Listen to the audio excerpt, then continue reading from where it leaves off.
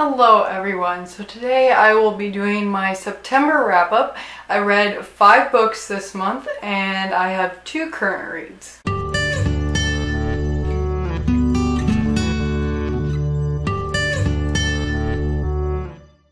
But before we get into that, I would like to talk about what I've been up to because I've not posted for a few weeks and normally I post at least once a week, I'd say. So I promise I have not abandoned you guys. I've been working really hard on a lot of videos that take more than just like one sit down film. They're like long-term videos is kind of what I consider them. So some of those videos are the My Journey series. I will link what that is up above the video explaining that. I've also been working on some other videos. One has taken me about 3 weeks and I've been very busy with that. That video will be up hopefully next weekend. Another video I've been working really hard on will be up towards the end of October. So again, I promise I have not abandoned you guys. I've been working on a lot of different things with YouTube and I've also been really busy just with my normal life stuff. So yeah, I am still doing YouTube. If any of you were worried that I was like done, I promise I'm not. I'm working very hard on some things. So let's get right into the books. The first book I completed this month was Queen of Shadows by Sarah J. Maas. This is the 4th book in the Throne of Glass series. I briefly explained what it was about in my August wrap-up, so I will link that up above. I absolutely loved this book. It's my favorite book of the Throne of Glass series so far. I absolutely loved it. I loved it way more than I thought I would. I really liked the first 2 books of the Throne of Glass series and I rated them 5 out of 5 stars. The third one, Hair of Fire, I don't want to say I didn't like it. I enjoyed it, but I found some parts kind of slow, so I ended up actually rating it 4 out of 5 stars. But this, by far, was the best book of the series so far, so I obviously rated this 5 out of 5 stars. I loved it.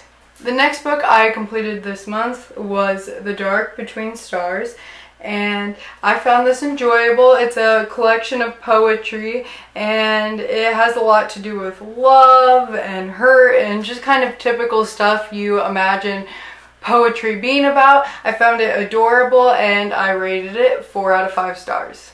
The next book I read this month was Siddhartha by Herman Hesse. I'm not sure if I said the author's name right. So I don't have a physical copy of this book, so I will put the picture that I posted on my Bookstagram of this book very quickly if you guys want to see the cover.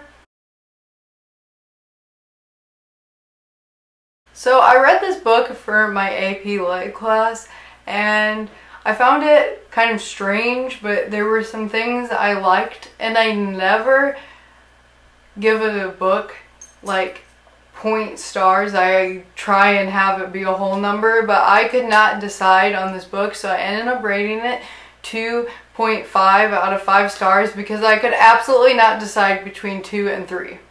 So I don't even know how to explain this book. It's about this boy who is in a Buddhist family and it's basically just a self-discovery story. That's really all I know what to say about it. It's really weird, but I found some points to be interesting and yeah, so I didn't really know what to think of this, so 2.5 out of 5 stars. The next book I read this month was 5 Dark Fates by Kendra Blake. This is the finale of the 3 Dark Crown series and I was so excited to get this. I got it a few days after it came out. I had planned to get it the day it came out, but I was sick and I was so excited. I loved this series and I loved most of this book, but sadly I was not very happy with the ending. I felt very underwhelmed and I love Kendra Blake.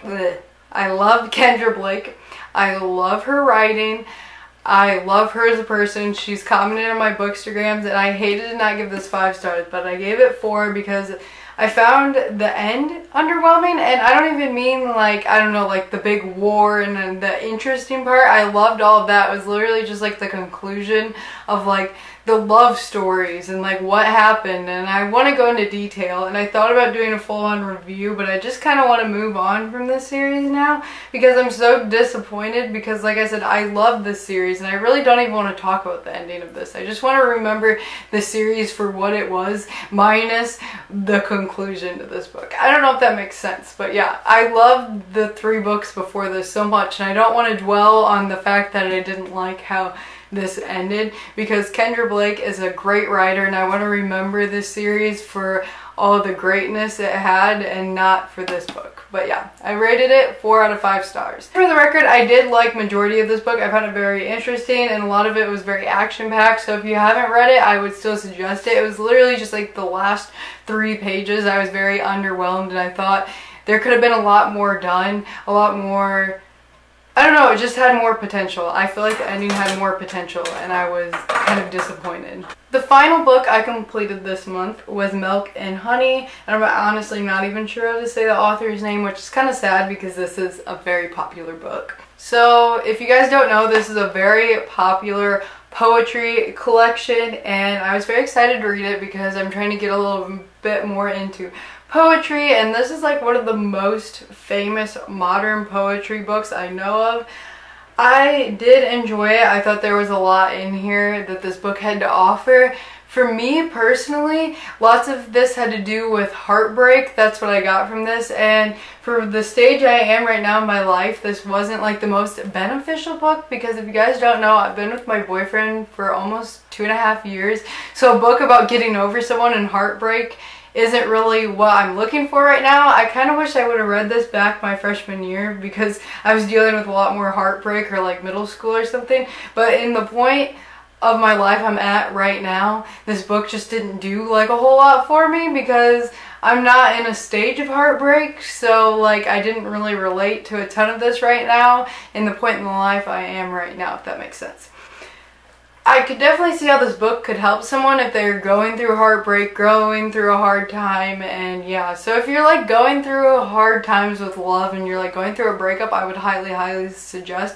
But if you're in a very happy, committed relationship, this book just doesn't really like do a lot for that, because it's just a lot about getting over a guy, and that's not something I'm dealing with right now. So I did rate this 4 out of 5 stars because I did see how this would be beneficial for someone who was going through a breakup. I know if I was at a point in my life where I was going through a breakup, I probably would have rated this 5 out of 5 stars. So now I will be going through my 2 current reads. So my first current read is The Road by Cormac McCarthy, and I don't have the physical copy of this book with me because I'm reading it for my AP Lit class and I left it at school over the weekend because I didn't even think about that I might be filming this video this weekend. So yeah, I will pop up the picture I posted on my Bookstagram of this book right now. So I'm on page 146 of this and I'm 51% through it. So definitely look forward to seeing this book on my October wrap up. Second current read is Pet Sematary by Stephen King. I am on page 90. I need to put in that page on Goodreads really quick so I can tell you what percentage I am through it. I am 22% through it and I am loving it so far.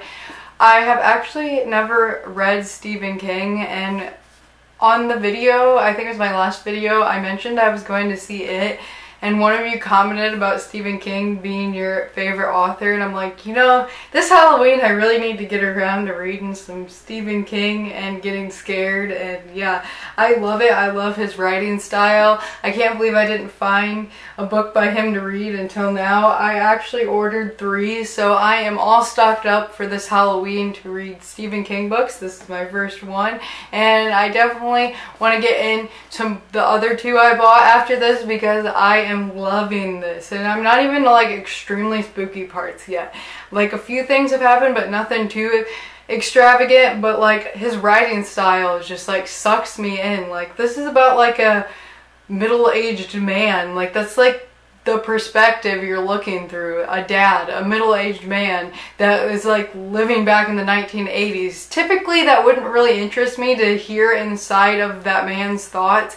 Like typically I wouldn't want to pick up a book through that perspective, but Stephen King's writing is just so poetic and like brings me in so much that it actually makes me care about this middle-aged man and his life and his problems so much. And I don't know how, because like I said, I don't relate to a middle-aged man of the 1980s very much, but oh my gosh, this book makes me care so much. I don't know, I'm only like 90 pages in, but I already care so much, and I'm obsessed with this book, and I want to keep reading Stephen King now. I understand why people love him, because this book is awesome. So yeah, I normally don't give my opinions too much on my current reads, but I had to talk about that real quick. So that is the end of this wrap up. I hope you guys enjoyed, and I will see you guys next time. Bye!